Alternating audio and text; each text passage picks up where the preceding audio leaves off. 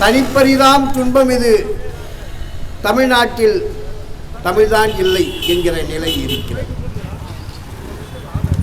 நம்முடைய தெருக்களின் பெயர்களில் தமிழ் இல்லை, தெருக்களில் இருக்கின்ற அங்காடிகளின் பெயர்களில் தமிழ் இல்லை, அந்த தெருக்களில் விளையாடிக் கொண்டிருக்கின்ற சிறுவர்களின் வாயில் தமிழ் இல்லை, அவர்கள் படிக்கின்ற கல்வி நிலையங்களில் தமிழ் இல்லை, நாம் வழிபட செல்லுகின்ற கோயில்களில் தமிழ் இல்லை.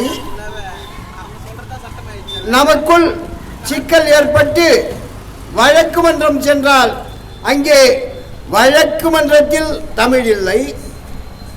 இப்படி எந்த திசையிலும் நாற்புறத்தும் பகைவர் கூட்டம், நடுப்புறத்தில் நம் தமிழ்த்தாய், காப்பதற்கு தமிழர் எல்லாம் வாருங்கள் என்று பாவேந்தர் அவர்கள் அழைப்பதற்கு இணங்க இங்கே நாற்புறத்திலும் பகைவர்கள் சூழ்ந்திருக்கின்ற நிலையிலே நம் தமிழ் இங்கே ஒடுக்கப்பட்டு கிடக்கிறது. இப்படி ஒடுக்கப்பட்டு கிடக்கின்ற தமிழ்நாட்டிலேயே ஒடுக்கப்பட்டு கிடக்கின்ற தமிழை குற்றம் புரிய வைக்க, ஆட்சி தமிழாக மாற்றிட நம்முடைய தமிழர் விடுதலை கட்சியும் தமிழர் வணிகர் சங்கமும் தமிழர் கழகமும் இணைந்து இந்த கூட்டங்களை நடத்தி கொண்டிருக்கின்றோம்.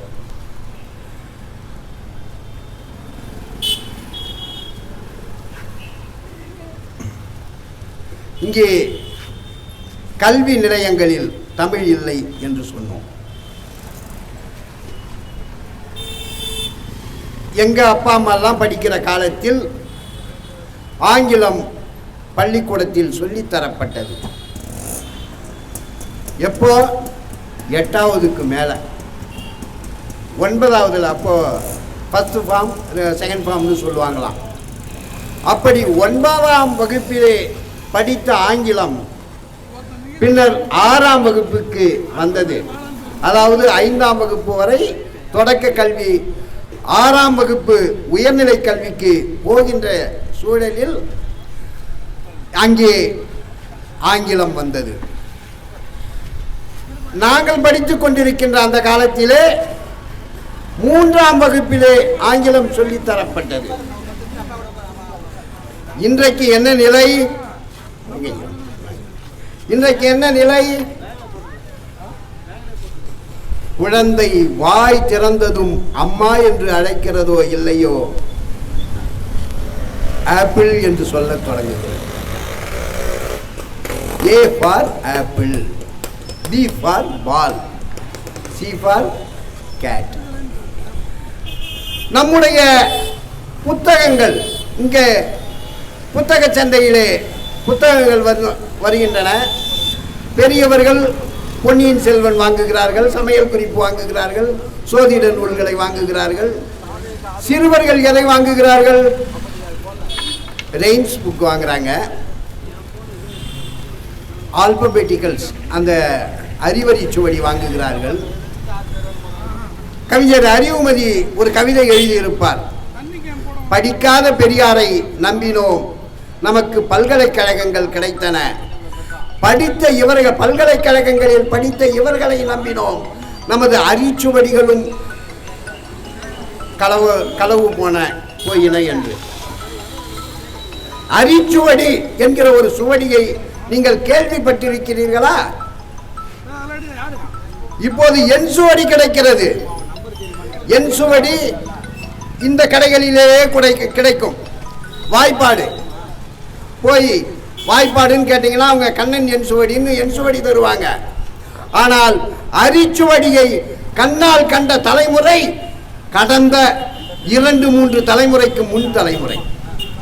ஓரெழுத்து சொற்கள், ஈரெழுத்து சொற்கள், மூவெழுத்து சொற்கள், 4 எழுத்து சொற்கள், 5 எழுத்து சொற்கள், 6 எழுத்து சொற்கள், 7 எழுத்து சொற்கள் என்று பிரித்து அகரவரிசைப்படி அவற்றை தொகுத்து அவற்றை இந்த சின்ன சிறுவர்கள் மனதிலே வைத்துக் கொள்ள வேண்டும் என்பதற்காக அவற்றை மனப்பாடம் செய்கின்ற நிலையிலே அரிச்சுவடியை கொடுத்தார்கள்.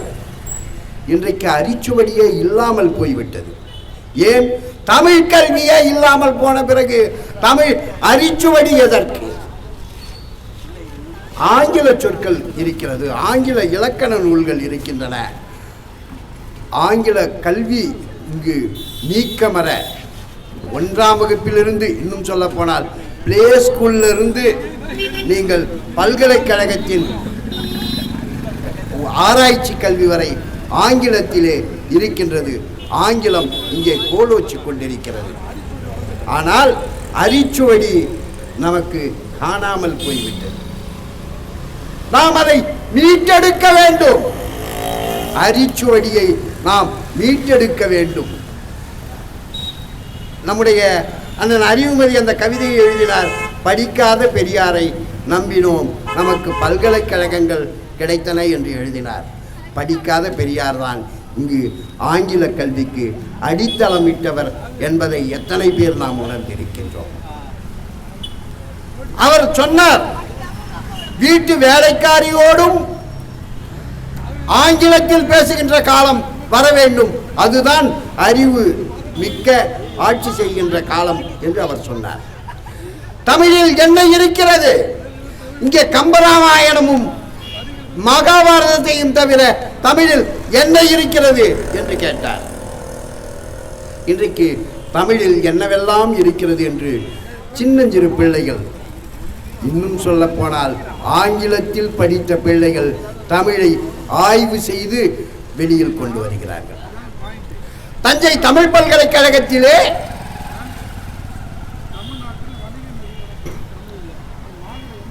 ஒரு அகராதி, அருங்கலை சொல் அகராதி என்று ஒரு அகராதியை உருவாக்கி இருக்கிறார்கள்.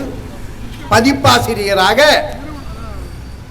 நம்முடைய அறிஞர் செஞ்சொற் கதிரவன், சொல்லாய்வறிஞர் அருளியார் அந்த நூலை உருவாக்குகின்ற பெரும்பணியை ஏற்று பல ஆண்டு காலம் தன் கண்ணொளியை கூட இழந்து அந்த அரிய நூலை யாத்து தந்திருக்கிறார்கள். அவர் 2ஆம் மொழியாக கூட தமிழ் படிக்காதவர். பிரெஞ்சு இந்தியாவில் பிறந்ததனால் 2ஆம் மொழியாக பிரெஞ்சு எடுத்து படித்தவர். அப்படி தமிழை படிக்காதவர்கள் கூட இன்றைக்கு தமிழில் தேர்ச்சி பெற்றவர்களாக, வெளியில் தமிழ் தெரிந்து கொண்டு அதிலே தேர்ச்சி பெற்றவர்களாக தமிழில் என்னவெல்லாம் இருக்கிறது என்பதை இன்றைக்கு சின்னஞ்சிறு பிள்ளைகள், நமக்கே வியப்பா இருக்குது. அவர்கள் வரலாற்றை தேடி எடுக்கிறார்கள், தொல்லியல் சான்றுகளை அள்ளி கொட்டுகிறார்கள், இலக்கியங்களில் முத்தெடுத்து தமிழ் மரபை அவர்கள் எடுத்து சொல்லும் போது நமக்கே வியப்பாக இருக்கிறது. ஆரியர் யார், திராவிடர் யார், தமிழர் யார் என்பதை அவர்கள் சொல்லுகின்ற அழகை கேட்கும் போதே நமக்கு மெய்சில் இருக்கிறது. இந்த வரலாறுகள் எல்லாம் பள்ளிக்கூடங்களில், கல்லூரிகளில் இருக்குமானால் இன்னும் எப்படியான தமிழகம் இருக்கும் என்பதை எண்ணி பாருங்கள். இந்த வரலாறுகள் நாம் படிக்கப்பட வேண்டிய வரலாறுகள்.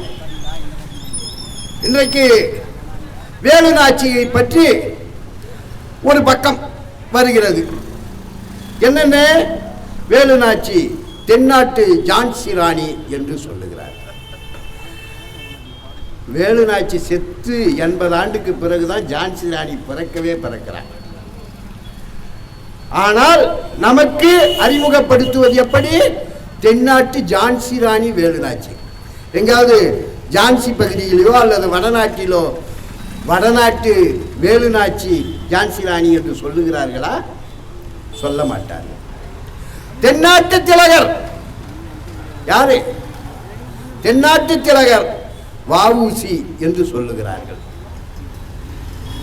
வடநாட்டிலே வடநாட்டு வ.உ.சி. திலகர் என்று எப்போதும் சொல்வதில்லை. கருப்பு காந்தி காமராசர் என்று சொல்லுகிறார்கள். காது நீண்ட காமராசர் காந்தி என்று எப்போதும் சொன்னதில்லை. இங்கே இந்த காஞ்சிபுரம் பழம்பெரும் நகரம். எனக்கு தெரிந்து சங்க காலத்திலே இருந்த அதே கட்டமைப்போடு இருக்கின்ற நகரங்கள் 2. ஒன்று இந்த காஞ்சிபுரம், இன்னொன்று மதுரை. இந்த 2 நகரங்களில் காஞ்சிபுரத்தில் நம்முடைய காஞ்சி வடமொழிவாளர்களால் நகரேஷு காஞ்சி, நகரங்களில் சிறந்த காஞ்சி என்று அழைக்கப்பட்ட இந்த காஞ்சி 2 அங்காடிகளை கொண்டிருக்கிறது. அங்காடினா மார்க்கெட். இன்னைக்கு நாம் அங்கதான் நின்றுகிட்டு இருக்கிறோம். நாம் அங்காடியில் நின்று கொண்டிருக்கவில்லை, மார்க்கெட்டில் நின்றுகிட்டு இருக்கிறோம். அந்த மார்க்கெட்டு 2 மார்க்கெட் இருக்கு. இந்த ஒன்றுத்துக்கு பேரு ராஜாஜி மார்க்கெட்டு, இன்னொன்னுத்துக்கு பேரு ஜவஹர்லால் நேரு மார்க்கெட். ராஜாஜிக்கும் ஜவஹர்லால் நேருவுக்கும் இந்த ஊரிலே என்ன தொடர்பு? இந்த ஊரிலே ஒரு பேருந்து நிலையம் இருக்கிறது. அந்த பேருந்து நிலையத்திற்கு அன்றைய பாராளுமன்ற உறுப்பினராக இருந்த ஓவிய அழகேசன் பெயர் சூட்டப்பட்டிருந்தது. ஆட்சிகள் மாறின, காட்சிகள் மாறின. இன்றைக்கு மாநகராட்சி பேருந்து நிலையம் என்று அதை பெயர் மாற்றும் போது முகப்பிலே பெயர் பலகை வைத்திருக்கிறார்கள், பேரறிஞர் அண்ணா பேருந்து நிலையம் என்று. பெயர் மாறியது. நாம் அதை பற்றி எந்தவித உணர்வும் இல்லாமல் ஏற்றுக்கொண்டோம். ஓவிய அழகேசன் பெயர் இன்றைக்கு இல்லை. ராஜாஜி பெயர் மட்டும் இப்படி தொடர்ந்து இருக்குது. இந்த அங்காடிக்கு பெயர் ராஜாஜி அங்காடியாக எப்படி நீடிக்கிறது? வஉசி பெயர் சூட்ட முடியாதா? தமிழர்கள் சுதேசி வணிகத்திற்காக 2 கப்பல்களை வாங்கி வெள்ளையனுக்கு போட்டியாக பிரிட்டிஷ் நேவிகேஷனுக்கு எதிராக சுதேசி நேவிகேஷன் நடத்திய, சுதேசி கப்பல் நிறுவனம் நடத்திய வஉசியின் பெயர் இந்த அங்காடிக்கு சூட்டினால் சுளுக்கிக் கொள்ளுமா? ஆனால் ராஜாஜி அங்காடி இங்கே இருக்கிறது, ஜவஹர்லால் நேரு அங்காடி அங்கே இருக்கிறது. பெரிய காஞ்சிபுரத்தில் இருக்கிற அங்காடிக்கு பெயர் நேரு அங்காடி, இங்கே இருக்கிற அங்காடிக்கு பெயர் ராஜாஜி அங்காடி. நமக்கு தொடர்பில்லாதவர்கள் இந்த நாட்டிற்கு எந்த அளவும் நீங்க சொல்லுவீங்க. நீங்க இன்றைக்கு ஆட்சி செய்து கொண்டிருப்பவர்கள், இன்றைக்கு நீங்கள் மூதறிஞர் என்று சொன்னீர்கள், அன்றைக்கு என்ன சொன்னீர்கள்? குள்ளூகப்பட்டர் என்றீர்கள், குலக்கல்வியை கொண்டு வந்தவன் என்றீர்கள். ஆம், குலக்கல்வியை கொண்டு வந்து இந்த நாட்டு மக்களினுடைய கல்வியில் கை வைத்தவர் அந்த ராஜாஜி. காமராசர் பேரை வைங்களா? ராஜாஜி அழித்த கல்வியை இந்த தமிழ்நாட்டு மக்களுக்கு கொடுத்தே தீர்வேன் என்று நீ 3000 பள்ளிகளை மூடினாயா, நான் 6000 பள்ளிகளை திறக்கிறேன் என்று திறந்த காமராசர் பெயரை இந்த அங்காடிக்கு சூட்டலாமே, ஏன் சூட்டவில்லை? அங்குதான் நீங்கள் யாரோடு கூட்டணியில் இருக்கிறீர்கள் என்பதை நாங்கள் உணரும் வண்ணம் இருக்கிறது. ராஜாஜி இருக்கிறார், நாளை இருப்பாரா? இருக்க மாட்டார். என்னுடைய தமிழ் மக்கள் தங்கள் வரலாற்றை இன்று தேடி படிப்பது போலவே படித்து தெளிந்தால் இங்கு ராஜாஜி அங்காடி இருக்காது. வேண்டுமானால் கரிகாலன் அங்காடி கூட வரலாம். ஏனென்றால் பட்டினப்பாலை சொல்லுகிறது, கரிகாலனுடைய அந்த பூம்புகார் துறைமுகத்திலே என்னென்ன பொருள் எல்லாம் கடல் வழியாக இங்கே வருகின்றன, இங்கிருந்து என்னென்ன பொருள் எல்லாம் அயல் நாடுகளுக்கு, யவன தேசங்களுக்கு மரக்கலங்களில் ஏற்றி செல்லப்படுகின்றன என்பதை பற்றி கடியலூர் உருத்திரங்கண்ணனார் பட்டியல் போட்டு சொல்றார். சேரளத்து சந்தனம், காழகத்து அகில், இப்படி அவர் பட்டியல் போட்டு இதெல்லாம் இங்கு கொண்டு வந்து குவித்து அவற்றை மரக்கலங்களில் ஏற்றி செல்லுகின்ற வணிகர்கள், அந்த ஓசை இங்கே தொடர்ந்து கேட்டுக்கொண்டிருக்கிறது என்று இரவும் பகலுமாக அந்த சுங்கச்சாவடி நிரம்பி வழிந்து கொண்டிருக்கிறது. ஒவ்வொன்றத்தையும் இறங்குவதற்கும் போவதற்கும் சுங்கம் வாங்கிவிட்டு புலி சின்னத்தை பொறித்து அனுப்பி கொண்டிருந்தார்கள் என்று பட்டினப்பாலை சொல்கிறது. அப்போ கரிகாலன் பெயர் சூட்டப்படலாம். நாளை எதிர்காலத்தில் நல்ல தமிழ் ஆட்சி இங்கு நிறுவப்படுமானால் காஞ்சிபுரத்தினுடைய அங்காடிக்கு பெயர் அப்படி சூட்டப்படலாம். இதோ கடல் மல்லை, மல்லையிலிருந்து இந்த ஆற்றின் வழியாகவே, பாலாற்றின் வழியாகவே வந்து இந்த வேகவதி ஆற்றின் வழியாக ஊருக்குள் படகு வந்து பொருள்களை இறக்கியதை நாம் படிக்கிறோம். இப்படி வணிகத்தில் சிறந்திருந்த நாம் நம்முடைய கடைகளுக்கு தமிழில் பெயர் சூட்டவில்லை. நம்முடைய பெயரே தமிழாக இல்லை.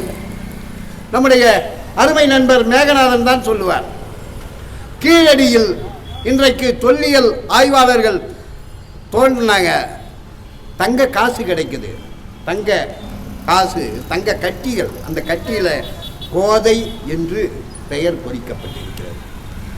பானை ஓடுகள் கிடைக்கின்றன, ஆதன் என்கிற பெயர் கிடைக்கிறது. ஆதன் என்ற பெயரும் கோதை என்ற பெயரும் தனித்தமிழ் பெயர்கள் என்பதால் இது தமிழர் நாகரிகம் என்பது உறுதிப்படுகிறது. அந்த தனித்தமிழர் நாகரிகத்தின் காலம் எதுவென்றால் கிமு 700 என்று சொல்கிறார்கள். அந்த கரிமக்க ஆய்வுகளிலே கிமு 650க்கு மேல் என்று அவர்கள் குறிக்கிறார்கள். கிமு 700 என்று தெரிகிறது. அப்போ கிறிஸ்து பிறப்பதற்கு முன் 700 ஆண்டுகளுக்கு முன் மேல இருக்கிற நகரமே, இன்னும் கீழே போக போக எவ்வளவு கிடைக்கும்னு தெரியாது, மேல் இருக்கின்ற அடுக்கிலேயே மதுரை, பழம் மதுரையினுடைய சின்னமாக அந்த கீழடியிலே கிடைக்கின்ற சான்றுகள் நமக்கு கிமு 700 என்கிறது. அந்த கிமு 700 பானையிலே தமிழ் பொறித்து வைத்தவன் தமிழன். அந்த காலத்தில் சமஸ்கிருதம் என்கிற மொழியே இல்லை. இருந்த மொழி பிராகிருதம் இருந்தது, பாலி மொழி இருந்தது. இதையும் தமிழையும் கலந்து ஒரு புது செயற்கை மொழியை அவர்கள் உருவாக்குகிறார்கள். சம்ஸ்கிருதம், கிருதம் என்றால் செய்யப்பட்டது, புதிதாக செய்யப்பட்டது, செயற்கையாக செய்யப்பட்டது. அப்படி புதிதாக உருவாக்கப்பட்ட அந்த மொழிக்கு எழுத்து கிடையாது. அப்படி எழுத்தில்லாத மொழிகள் வழங்கிய காலத்திலே பானை ஓட்டிலே எழுதுகின்ற அளவிற்கு கல்வி நிறைந்த, கல்வியில் சிறந்த தமிழ்நாடாக இந்த நாடு இருந்தது. இன்றைக்கும் கல்வியில் சிறந்த தமிழ்நாடு தான். ஆனால் ஆங்கில கல்வி இருப்பதனால் அறிவாளிகளாக நாம் இருக்க முடியவில்லை என்பது உண்மை. ஏனென்றால் ஒவ்வொருவரும் தம் தம் தாய்மொழியிலேயே சிந்திப்பார்கள் என்கிறது ஆய்வுலகம். அறிஞர்கள் எல்லோரும் சொல்லுகின்ற கூற்று என்னவென்றால், ஒரு மனிதன் தன்னுடைய தாய்மொழியில் தான் சிந்திக்க முடியும் என்று சொல்லுகிறார்கள்.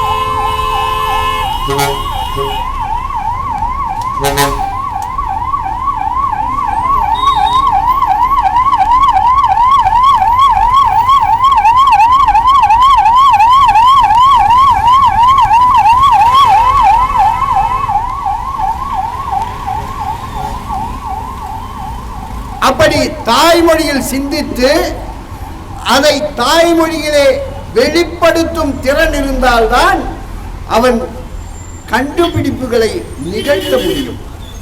இன்றைக்கு நோபல் பரிசு பெற்ற அறிஞர்கள் அத்தனை பேரையும் பாருங்கள், அவர்கள் வேற்று மொழியில் தம் ஆய்வுகளை கொடுத்தவர்கள், செய்தவர்கள் அல்ல.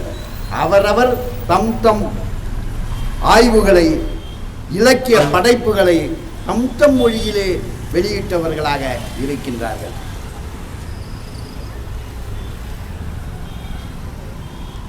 ரவீந்திரநாத் தாகூருக்கு இலக்கியத்திற்கான நோபல் பரிசு வழங்கப்பட்டது கீதாஞ்சலி என்கிற நூலுக்காக. அந்த கீதாஞ்சலியை அவர் வங்க மொழியிலே எழுதினார். பின்னர் தான் அது ஆங்கிலத்திற்கு மொழிபெயர்க்கப்பட்டது.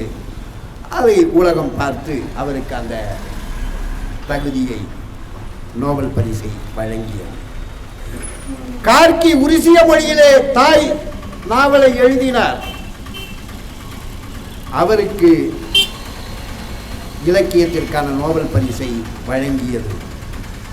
இப்படி தம் தம் தாய்மொழியில் வெளிப்பாடுகள் இருக்கின்ற சூழலில்தான் அது உலகின் அப்பதான் தெளிவாக சொல்ல முடியும். சொல்ல நினைத்ததை, நாம் நினைத்ததை நம்முடைய மொழியில் சொல்லும் போதுதான் அது தெளிவாக வந்து விடும்.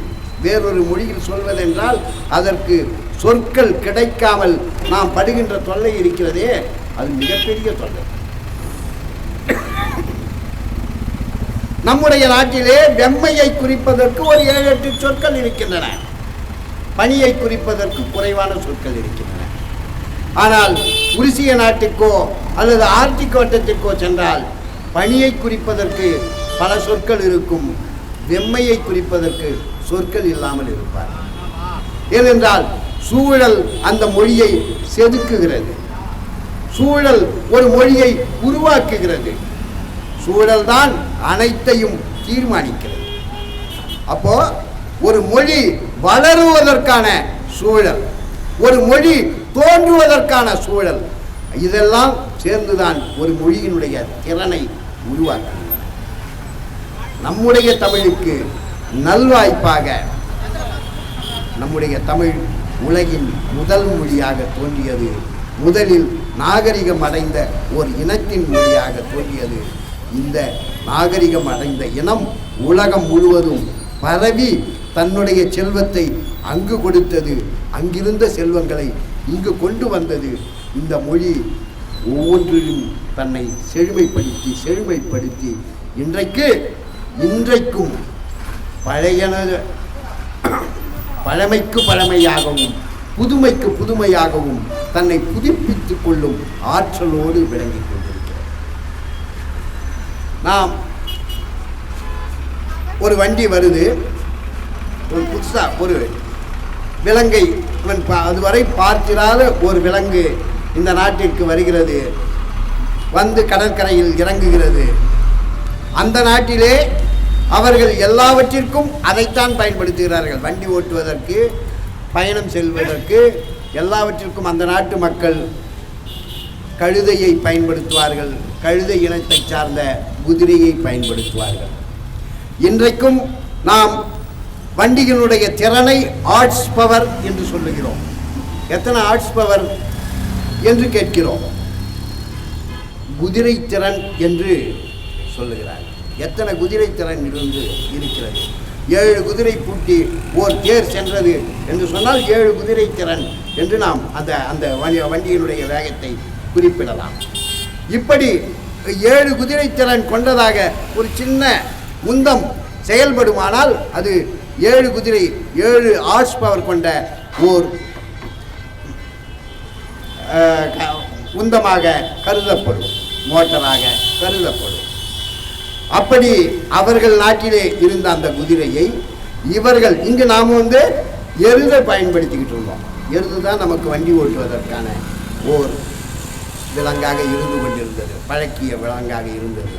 ஆனால் எருதை விட வேகமாக ஓடக்கூடியதாக ஓர் விலங்கை இவர்கள் யவன நாட்டிலே பார்க்கிறார்கள். அங்கிருந்து அவற்றை இங்கு கொண்டு வந்து இங்கிருக்கின்ற போர் வீரர்களுக்கு பழக்கப்படுத்துகிறார்கள். அப்படி அது இங்கு வந்தவுடன் அது இந்த மனைவிலே குதித்து ஒய்யாரமாக நடப்பதை பார்த்து அதற்கு குதிரை என்று பெயர் வைத்தார்கள். வரும்போதே அது தமிழில் பெயர் தாங்கி வந்தது. நாம் இங்கே மிளகை பயிரிட்டு வளர்த்து காரத்திற்கு அதை பயன்படுத்தி கொண்டிருந்தோம். வெளிநாட்டுக்காரன், ஐரோப்பியர், கிரேக்கர்கள் எல்லோரும் இது வேண்டும், குறுமிளகு வேண்டும் என்று கேட்கிறார்கள். நாம் அரிசியையும் குறுமிளகையும் அவர்கள் நாட்டிற்கு ஏற்றுமதி செய்கிறோம். குறுமிளகு இருந்த இடத்தில், நம்முடைய உணவில் குறுமிளகு இருந்த இடத்தில் வேறொன்றை வைக்க வேண்டிய கட்டாயம் வருகிறது. என்ன எப்பவுமே உழவர்களுடைய வேலை என்னன்னா நல்லதெல்லாம் வித்துட்டு பதற சாப்பிடுவான். அப்படி நல்ல பொருளாக இருக்கின்ற மிளகை விற்றுவிட்டு அதற்கு வேறு ஏதாவது போடலாமான்னும் போது வெளிநாட்டிலிருந்து சில்லி என்கிற ஒரு காய் செடி இங்கே கொண்டு வந்து நடுகிறான். சில்லி இங்கே வரும்போது மிளகாய் என்ற பெயரோடு வந்தது. மிளகு மாதிரி காரமாக இருக்கின்ற காய் மிளகாய் ஆகையினால் மிளகு காய் மிளகாய் என்று வரும்போதே அதற்கு அந்த சில்லிக்கு மிளகாய் என்று பெயர் சூட்டியவன் தமிழன். ஒரு வண்டி வந்தது, 2 சக்கரங்களை கொண்டதாக. அந்த வண்டி வந்தபோது நல்ல தமிழ் புலவர்கள் அதற்கு ஈருருளி என்று பெயர் வைத்தார்கள். வடமொழிவாணர்கள் துவிச்சக்கர வண்டி என்று பெயர் வைத்தார்கள். துவின்னா 2, சக்கரம்னா சக்கரம், வண்டி என்று வைத்தார்கள். 2 உருளைகளை கொண்டதாக இருப்பதனால் ஈருருளி என்று பண்டிதர்கள் மொழிபெயர்த்தார்கள். நம்மால் வண்டி ஏறி ஓட்டினவன் பெயர் வச்சான் மிதிவண்டி என்று பெயர் வைத்தான். அதை மிதிச்சா ஓடுது. இவனுக்கு அதுதான், அது சக்கரம் இருக்குதா, அது தடை இருக்குதா, இதெல்லாம் இல்லை. இவன் மிதிக்கிறான், அது ஓடுது, அது மிதிவண்டி என்று பெயர் வைத்தான். இன்றைக்கும் ஈருருளி இருக்கிறது, அது 2 வீலராக இருக்கிறது. 2 வீலருக்கு நாம் பயன்படுத்துகின்ற சொல் ஈருருளி. இப்படி நாம் ஒரு சொல் ஒரு பொருள் இந்த மண்ணுக்கு வரும்போது அதற்கு பெயர் சூட்டுகிறோம். பெயர் சூட்டுகின்ற நிலையில் நம்முடைய தமிழ் விரிந்து கொடுக்கின்ற நிலையில் இருக்கிறது. வேர் சொற்களை கொண்டதாக இருக்கிறது. உலகமெங்கும் இருக்கின்ற மொழிகள் அவர்கள் மொழியிலே ஒரு புதிய சொல்லை உருவாக்க வேண்டும் என்றால் படாத பாடுபட வேண்டும். இல்லை என்றால் அயற் சொற்களை அப்படியே எடுத்து பயன்படுத்த வேண்டும். ஆனால் தமிழர்களுக்கு அந்த துன்பம் என்றைக்கும் நேர்ந்ததே கிடையாது. எந்த பொருள் வந்தாலும் அதற்கு ஒரு நல்ல தமிழ் பெயரை சூட்டக்கூடிய அளவில் புதுமைக்கு புதுமை பொழிகின்ற நிலையில் நம்முடைய மொழி இருந்து கொண்டிருக்கிறது. ஆனாலும் தமிழர்களே, நம்முடைய கடைகள் ட்ரேடர்ஸாக இருக்கின்றன, ஸ்டோர்ஸாக இருக்கின்றன, ஷாப்பிங் மாலாக இருக்கின்றன. ஏன் மளிகை கடைன்னு சொன்னால் வாய் சுளுக்கி கொள்ளுமா? செருப்பு கடை என்று சொன்னால் இங்கே ஒரு கடை வச்சிருக்கிறாங்க, மகிழ்ச்சியாக இருக்குது. பிஞ்ச செருப்பு பெயர் மட்டும்தான். நீங்கள் நல்ல செருப்பு கடையே வச்சிருங்க, பிஞ்ச செருப்பை ஏன் விற்க போகிறீங்க? நாங்கள் பிஞ்ச செருப்பை தூக்கி போட்டுட்டு உங்கள் கடைக்கு வந்து நல்ல செருப்பு வாங்க போகிறோம். செருப்பு கடையிலே வைங்க, நல்லா இருக்கும். கரிசோறு உணவகம் ஒரு பேர், நல்ல பேர். முன்னாடி இன்னொரு சொல் போடுறாங்க, அதுவும் நல்ல தமிழ். அமுதம், அமுதம் நல்ல சொல். கரிசோறு உணவகம் ரொம்ப நல்ல பேர். அதுக்கு 2த்துக்கும் சேர்க்கறதுக்கு ஒரு எழுத்து போட்டாங்க பாருங்க, அங்கே செத்துட்டேன். அமுதம் அமுதம் அமுதத்தின் அல்லது அமுதமாகிய கரிசோறு உணவகம் என்று நீங்கள் பெயர் சூட்டி இருந்தால் மிக மிக மகிழ்ச்சியாக இருக்கும், மிக மிக இனிமையாக இருந்திருக்கும். ஆனால் அந்த கரிசோறு உணவகம் கறி கசக்கும் என்பதை நாம் அந்த பெயர்லேயே பார்த்து தெரிஞ்சுக்கிறோம். அமுதம் எப்போதும் இனிக்கும், ஆனால் இந்த அமுதம் கசக்கும். ஐயா கடை வச்சிருக்கிறார், ஆண்டவர் ஸ்டோர்ஸ். ஸ்டோர்னா என்னங்க ஐயா? நாம் உண்மையில் பெயர் வைக்கும் போது பொருள் தெரிந்துதான் வைக்கிறோமா என்பது வினாவாக இருக்கிறது. ஸ்டோர்னா பொருள்களை சேர்த்து வைக்கின்ற இடம். பொருள்களை குடோன்னு சொன்னார் பாருங்க, அதுதான் பொருள். ஸ்டோர்ஸுக்கு உண்மையான பொருள் குடோன். ஆனால் நாம் பல பொருள்களை கொண்டு வந்து குவித்து அதை விற்பனை செய்கிறோம். வைக்கலாம் ஸ்டோர். அப்போ மொத்த வணிகர்கள் ஸ்டோர்ஸ் என்று வைத்துக் கொள்வதை நாம் தவிர்க்க வேண்டாம். ஆனால் வணிகர்கள் என்று சொல்வதில் பெருமை இருக்கிறது. நீங்கள் மதுரை கூலவாணிகன் சாத்தனார் என்று புலவர் இருக்கிறார், அறுவை வாணிகன் இருக்கிறார். அறுவை வாணிகம் என்றால் துணிக்கடை. அறுவை என்பது துணியை அறுப்பதனால் அறுவை என்று சொல்வார்கள். இருக்கிற பச்சையப்பன், பச்சையப்பன் அறுவை வணிகர் என்று சொல்லலாம். அறுக்கிற வணிகரா? இல்லை, அறுவை என்பது துணி என்பதை சொல்லலாம்.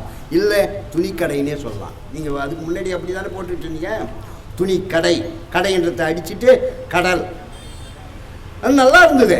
துணி கடல், கடல் மாதிரி நான் துணியை இதை போட்டு விற்பனை செய்கிறேன் என்பதை நீங்கள் சொன்னீர்கள். நாங்கள் கேட்டு மகிழ்ந்தோம். மக்கள் புரிந்து அங்கு வந்து வாங்கினார்கள். ஆனால் இன்னைக்கு பச்சையப்பாஸ்ல என்ன கிடைக்கும்? சில்க் கிடைக்கும். சில்கா? அந்த மாதிரி தான் செத்து போய் ரொம்ப நாள் ஆகுது. சில்க்னா பட்டு. பட்டா சீனத்து பட்டா, காஞ்சி பட்டா? காஞ்சி பட்டு. காஞ்சிபுரத்தில் காஞ்சி பட்டு தான் கிடைக்கும், சேலத்து பட்டா கிடைக்கும்.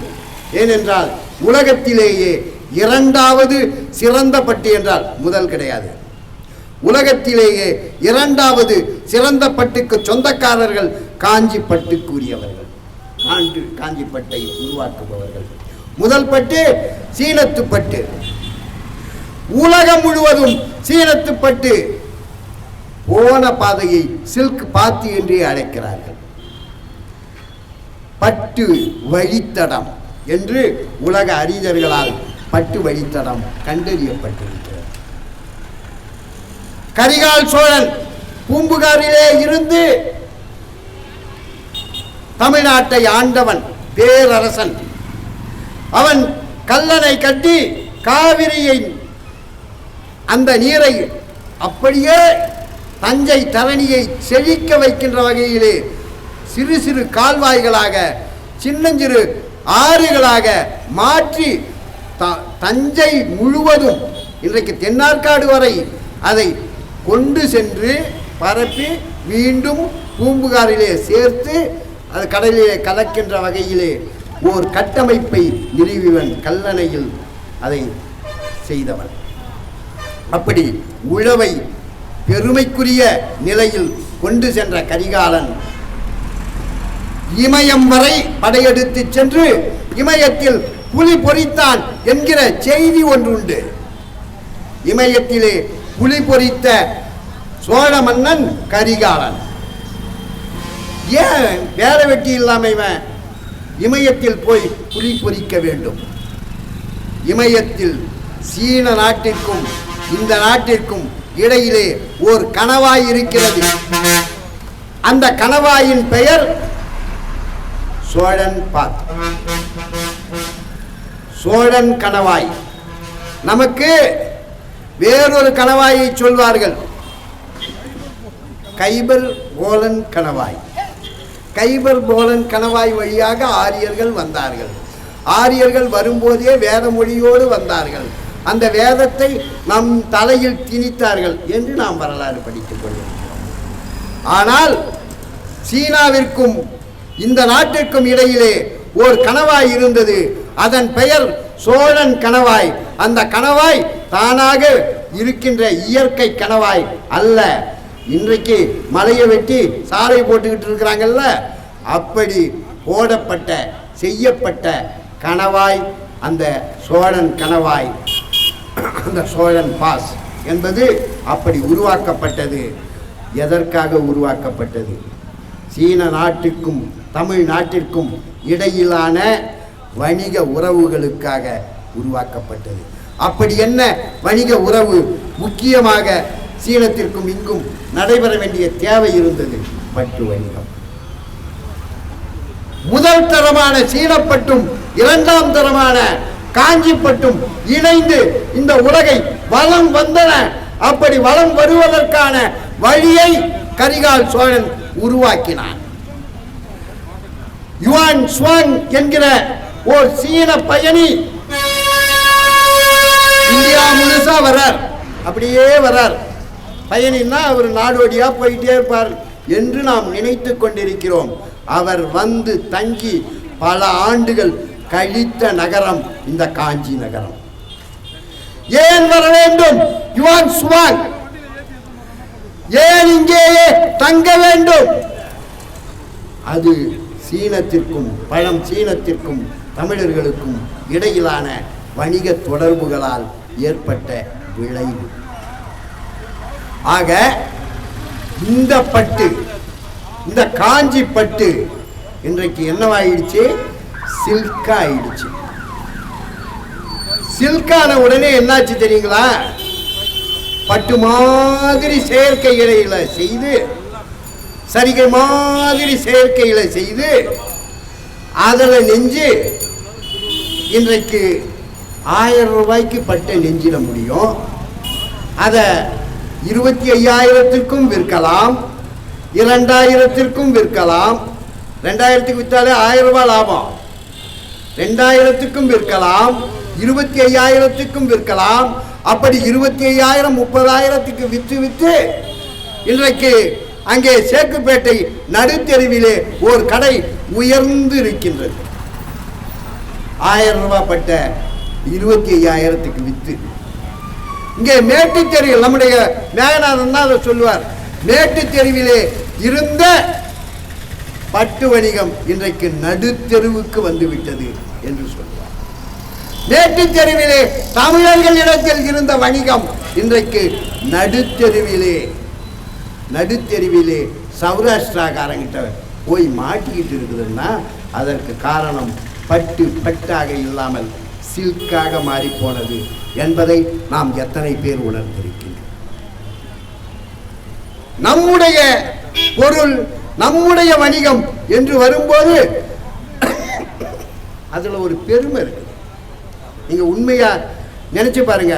நம்ம வீட்டில் பொங்கி சாப்பிட்ற ஒரு கவலம் சோற்றுக்கும் கடையில் சாப்பிடுகின்ற படியரிசி சோறு சாப்பிட்டா கூட நமக்கு அது சுவையாக இல்லை என்பதை நாம் உணர்வோம். ஒரு 4 நாள் தொடர்ந்து கடையில் சாப்பிட்டோம்னா வீட்டு சாப்பாட்டுக்கு நாம் ஏங்கி போகிறோம். இது என் மண்ணில் விளைந்த கொய்யாப்பழம், சாப்பிடுங்கன்னு உறவினர்களுக்கு அள்ளி கொடுப்போம், நாமும் உண்டு மகிழ்வோம். அதே கொய்யாவை நம் தோட்டத்தில் காய்க்காத போது கடையிலே வாங்கி சாப்பிடுவதற்கு மனம் வராது. முதல்ல வாங்கி சாப்பிட்டாலும் சுவை இருக்காது. இது நம்முடைய பொருள், நம்முடைய உறவினர் உருவாக்கிய பொருள் என்று சொல்லும் போது நமக்கு அதில் ஒரு ஈடுபாடு வரும். ஆண்டவர் அங்காடியிலே பொருள் வாங்குவதற்கு நமக்கு மகிழ்ச்சியாக இருக்கும். போய் வாங்குவோம். ஆண்டவர் ஸ்டோர்ல எப்படி வாங்கிறது? நான் உங்களை சொல்றேன்னு சொல்லிக்காதீங்க, உண்மை அதுதான். பார்க்கும்போது ஒரு கடை, இனியன்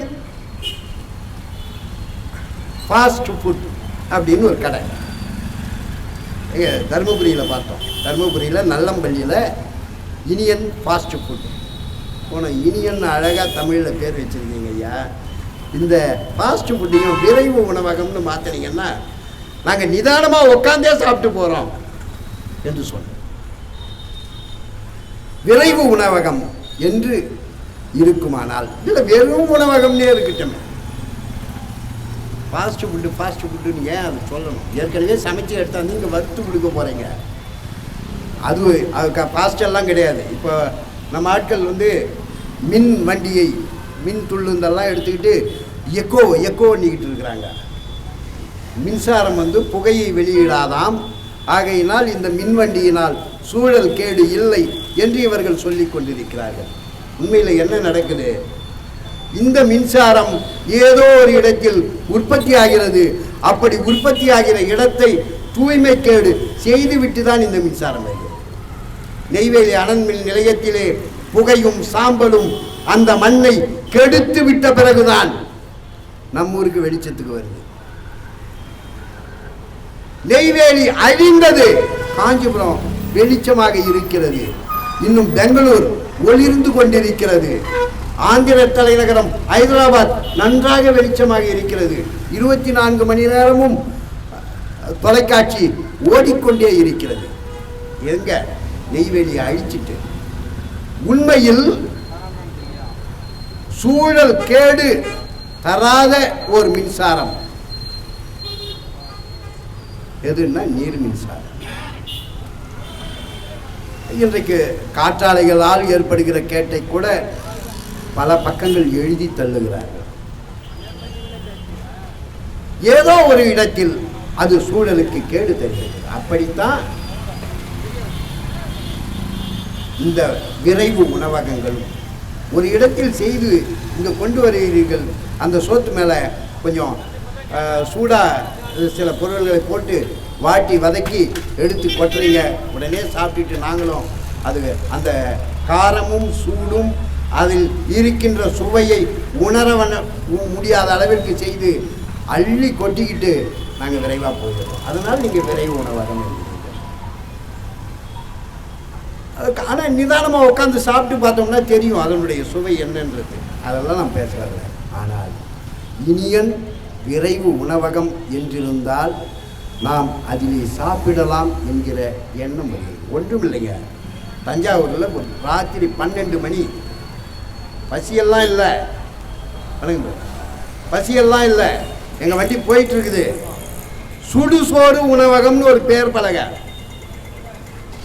சுடுசோறு உணவகம் ராத்திரி 12 மணிக்கு. இந்த குளிருக்கு பேரே நம்ம உள்ளத்தை சுட்டிடுச்சு. இதை நீங்க ஆங்கிலத்தில் என்ன பேர் வச்சு சொன்னாலும் அது நமக்கு ஒட்டாது. ஆகையினால பெயர்களை, நம்முடைய அங்காடியினுடைய பெயர் பலகைகளை தமிழில் வையுங்கள் என்று நாங்கள் உங்களை அன்போடு கேட்டுக்கொள்கிறோம். நமக்குள் ஓர் உறவு இருக்கிறது. வாடிக்கையாளர் வணிகர் என்கிற ஓர் உறவு இருக்கிறது. இந்த உறவு பலப்பட வேண்டும் என்றால் இங்க யாரும் வெளிநாட்டுக்காரன் வெள்ளைக்காரன் வந்து உங்க கடையில பொருள் வாங்க போறது கிடையாது. அம்பானி வந்து வாங்க போறது கிடையாது. அதானி வந்து வாங்க போறது கிடையாது.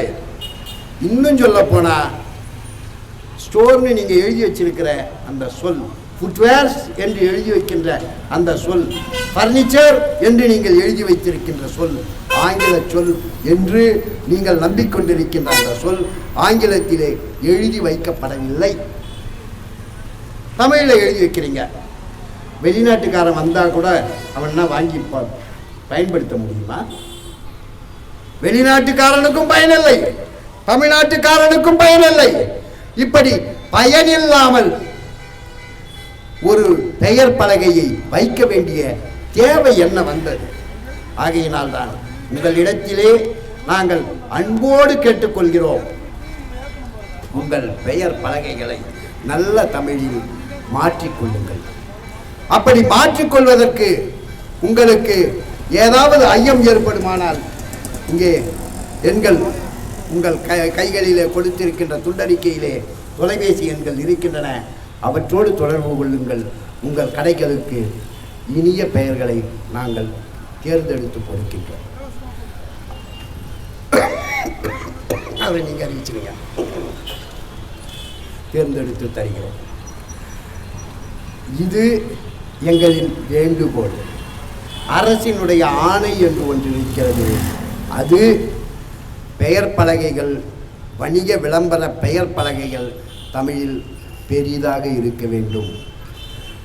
50 விழுக்காடு அளவிற்கு ஒரு பெயர் பலகை 6க்கு 3 இருக்குதுன்னா அதில் அந்த 6க்கு 1 அளவுக்கு தமிழில் இருக்கணும். மீதி இருக்கிற அந்த அரை பகுதியில் நீங்கள் ஆங்கிலத்தில் எழுதலாம், ஆங்கிலத்துக்கு அப்புறம் நீங்கள் வேறு ஏதாவது மொழியை சார்ந்தவராக இருந்து அவர்களுக்கு தெரிய வேண்டும் என்று நினைத்தால் அந்த மொழியை அதை விட சின்னதாக எழுதலாம். 50 விழுக்காடு பாதி சரி பாதி விளம்பர பலகை தமிழில்தான் இருக்க வேண்டும் என்று தமிழ்நாடு அரசு ஆணை போட்டிருக்கிறது. ஆனால் ஆணை போடுகிறவர்களே அதை மதிப்பதில்லை என்கிற நிலை இன்றைக்கு இருக்கிறது. அதை மாற்ற வேண்டும் என்பதற்காகத்தான் இத்தனை பொதுக்கூட்டங்களை நாம் நடத்தி கொண்டிருக்கிறோம். இந்த பொதுக்கூட்டங்களினுடைய இறுதியிலே வருகின்ற நவம்பர் 1க்கு பிறகு காஞ்சிபுரத்தில் இருக்கின்ற பெயர் பலகைகளினுடைய பெயர்களை தமிழில் மாற்றுவதற்கான ஓர் பேர் இயக்கம் நடைபெற இருக்கின்றது. நீங்கள் காஞ்சிபுரம் வணிகர்கள் ஒத்துழைப்பு வழங்க வேண்டும் என்று அன்போடு கேட்டுக்கொண்டு விடைபெறுகிறேன். நன்றி, வணக்கம்.